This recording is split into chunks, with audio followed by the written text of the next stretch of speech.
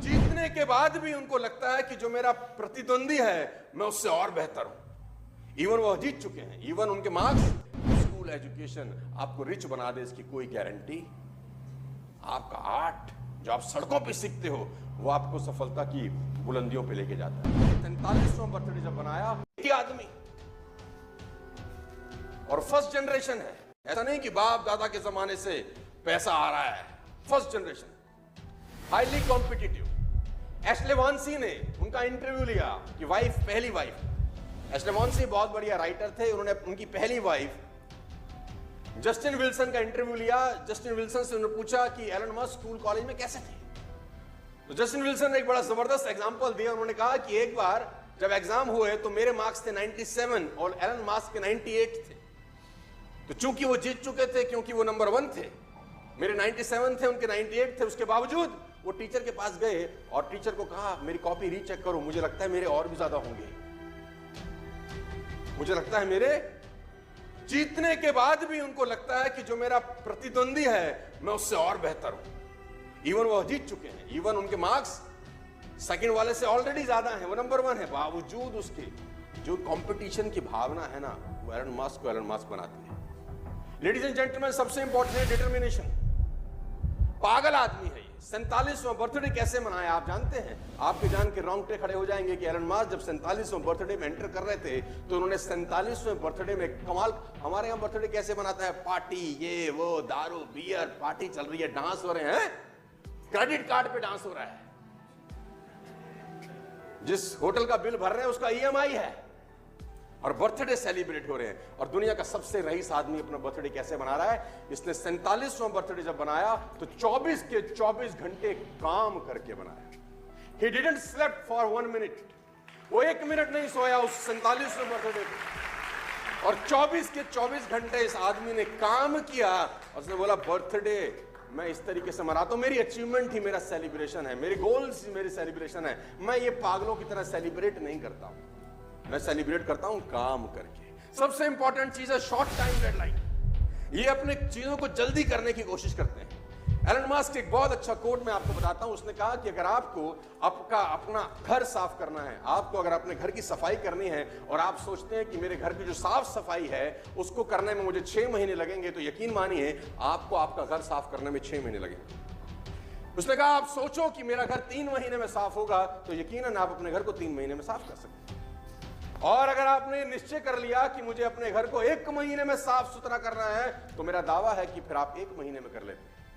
घर तो वही है, एक ही चीज का फर्क है, वो है निश्चय, डिटर्मिनेशन। मजे की बात तो यह है शॉर्ट टर्म डेडलाइन। जुलाई, अगस्त, सितंबर 50,000 कार का हाई ऑर्डर था टेस्ला का 2018 में।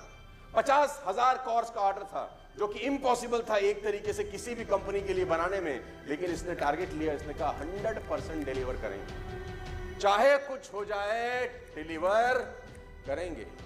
और 3 महीने के अंदर सारे रिसोर्सेज लगा दिए, पूरी ताकत लगा दी और 50,000 गाड़ियां डिलीवर करी। मैं आपको बता देना चाहूंगा सेल्फ एजुकेशन। आपको हैरानी होगी कि टेस्ला में डिग्री की जरूरत नहीं है नौकरी पाने के लिए। Tesla is the only company जहां पर डिग्री नहीं मांगी जाती।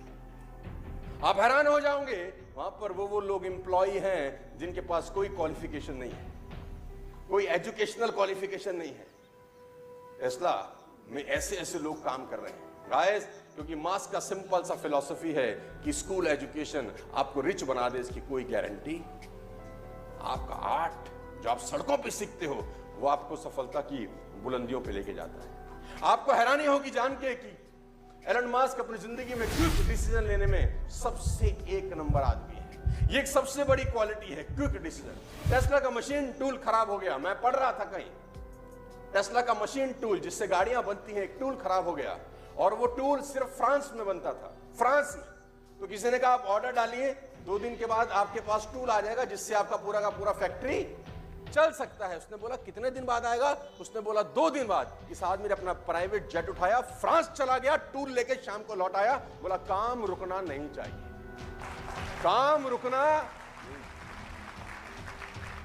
इस आदमी को नंबर 1 क्यों नहीं होना चाहिए? नहीं, इस आदमी को दुनिया में नंबर 1 होना चाहिए क्योंकि इसके पास कारण है नंबर 1 की। आपको जान के हैरानी हो जाएगी, अगली चीज लिखी है मैंने, आई कांट। ये डिक्शनरी में शब्द ही नहीं है, इसकी डिक्शनरी में शब्द ही नहीं है। किसी ने इसको बोला कि दिस इज इम्पॉसिबल, इसने बोला ये क्या होता है। किसी ने इसको कहा ये काम तुम नहीं कर सकते, बोला ये क्या होता है। मैं नहीं कर सकता, ये क्या होता है, ये तो मुझे समझता ही नहीं है कुछ। I can't. आपको हैरानी होगी जानकर कि स्पेसएक्स जो एलन मस्क की कंपनी है, जो स्पेस में यान छोड़ती है, सरकारें छोड़ती हैं तो सुना था कि सरकारें स्पेस में यान छोड़ती हैं तो सुना था, लेकिन कोई प्राइवेट कंपनी छोड़ जाए, ये कोई गजब काम कर दिया इसने। और आपको हैरानी होगी कि 2006 में यूएस ने अपना टाइटन 4 लॉन्च करना था। इन 2006 सुन के हैरानी होगी आपको कि यूएस ने अपना टाइटन 4 जो स्पेस में जाना था वो लॉन्च करना था। और सेम टाइम पे एलन मस्क की कंपनी स्पेसएक्स ने अपना फाल्कन 1 लॉन्च करना था, सेम टाइम पे। तो यूएस गवर्नमेंट ने एलन मस्क को कहा कि आप अपना जो लॉन्च है वो डिले कर दीजिए, बिकॉज हम सरकार है, हम अपना लॉन्च करना चाहते हैं और आपका और हमारा लॉन्च सेम डेट्स पे आ रहा है, तो ये ठीक नहीं है। ये बंदा पैसिफिक आइलैंड चला जाता है, वहां से परमिशन लेके आता है और यूएस के लॉन्च से पहले अपना रॉकेट लॉन्च कर देता है। बड़ा अपन रुकने फुकने वाले। आई कांट, ये शब्द इसके शब्दकोश में। सातवीं सबसे इंपॉर्टेंट बात, सीरियसली एलन मस्क की सबसे इंपॉर्टेंट बात है जो आप अपनी जिंदगी में उतार सकते हो कि छोटी छोटी चीजों को कितना सीरियसली लेता है। याद, टेस्ला पहली कंपनी थी जिसने इलेक्ट्रिक कार बनाई दुनिया के अंदर। उससे पहले तो सब लोग फ्यूल पे चलते थे, diesel and petrol and all, right. मालूम चल गया कि डीजल और पेट्रोल 2040-45 तक खत्म हो जाएगा, गैसेस 2070-80 तक खत्म हो जाएंगी। तो एक हमको विकल्प चाहिए। विकल्प दिया मस्क ने, टेस्ला बना के। टेस्ला हालांकि इन्होंने टेक ओवर किया था, कोई और कंपनी कोई और चला रहा था, इन्होंने घाटे की कंपनी टेक ओवर किया और उसको मुनाफे की कंपनी में कन्वर्ट कर दिया, अपने थॉट प्रोसेस से, अपने काम करने के तरीके। तो दुनिया के अंदर टेस्ला चलने लग गई। हिंदुस्तान में भी अब शुरुआत हो रही है इलेक्ट्रिक कार्स की, just because of this man.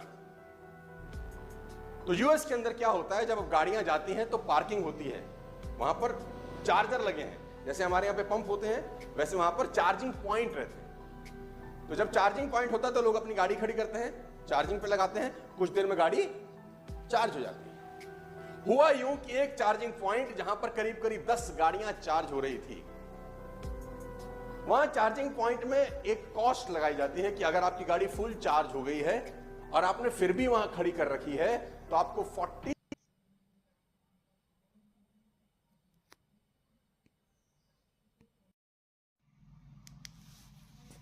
Charge हो रही थी। वहां चार्जिंग पॉइंट में एक कॉस्ट लगाई जाती है कि अगर आपकी गाड़ी फुल चार्ज हो गई है और आपने फिर भी वहां खड़ी कर रखी है तो आपको $40 पर मिनट का कॉस्ट लगेगा। 1 मिनट का $0.4 आपको देना पड़ेगा, चार्जिंग होने के बावजूद भी अगर आपकी गाड़ी वहां खड़ी रहती। ये रूल पहले नहीं था। आपको जान के हैरानी होगी कि एक आदमी अपनी कार चार्ज करने के लिए उस चार्जिंग पॉइंट में दे गया तो वहां देखा कि 10 गाड़ियां चार्जिंग पॉइंट पे लगी हैं, सारी की सारी फुल्ली चार्ज हैं, लेकिन मालिक का आता पता। तो उसको अपनी गाड़ी चार्ज करनी थी, उसको बड़ा गुस्सा आया। उसने कहा साला ये क्या नाटक है, ये हटे तो मैं लगाऊं, लेकिन वहां मालिक थे नहीं, मालिक चार्जिंग पॉइंट पे लगा के गायब। तो उस आदमी ने ट्वीट किया, उसने एक ट्वीट किया कि कौन इडियट ऐसे हैं जो अपनी गाड़ी चार्जिंग पॉइंट पर लगा के जा चुके हैं और मैं चार्ज नहीं कर पा रहा हूं। एक सिंपल से इंसान के ट्वीट को एलन मस्क ने पढ़ा और 5 मिनट के अंदर कंपनी का बोर्ड मीटिंग बुलाया और रेजोल्यूशन चेंज कर दिया कि कोई भी आदमी अगर चार्जिंग पॉइंट पे चार्ज करता पाया गया और उसकी गाड़ी चार्ज होने के बावजूद खड़ी रही तो उसको इतने डॉलर की पेनल्टी लगाई जाएगी। 5 मिनट के अंदर सारा का सारा कानून। एक ट्वीट, सिर्फ एक कस्टमर एक ट्वीट कर रहा है कि मुझे परेशानी है और एलन मस्क को जवाब दे रहे हैं। क्यों किसी आदमी को दुनिया में सबसे रईस होना चाहिए? एक क्वालिटी नहीं होती, न जाने कितनी क्वालिटीज होती हैं उसके अंदर यार। और हम एज अ लीडर्स बहुत चीजों को बहुत बार इग्नोर करते हैं, बहुत बार। ये तो छोटी सी बात है। बड़े लोगों की एक बात हमेशा खास है कि वो किसी बात को हल्के में। और मैं हमेशा अपनी ट्रेनिंग में बोलता हूँ, छोटी छोटी बातें इंपैक्ट करती हैं। हाथी ने किसी को नहीं काटा, मच्छर ही काटते हैं।